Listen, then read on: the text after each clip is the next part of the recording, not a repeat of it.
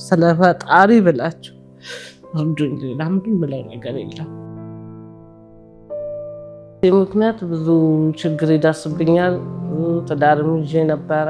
ትዳሬንም በዚሁ ምክንያት ነው ያጣሁትኝ። ይሄ ፊት ለፊቱን ጥርስም ባለቤቴ መቶኝ ነው የተነቃነቀው፣ ተነቃንቋል። ልጆች የቀን ስራ እየሰራው ነው ማሳድጋቸው። ሰው ላይ ተጠግቼ ነው ያለው። ቤተሰቦቼ ክፍለ ሀገር ነው ያሉ። ለአባቴ ትቼ ነው ልጆቼን የመጣሁት። እናት በሚፈልጉበት ሰዓት ነው ልጆችን የተለየዋቸው። ተመስገን። ታሪኬ ሊቀየር ነው።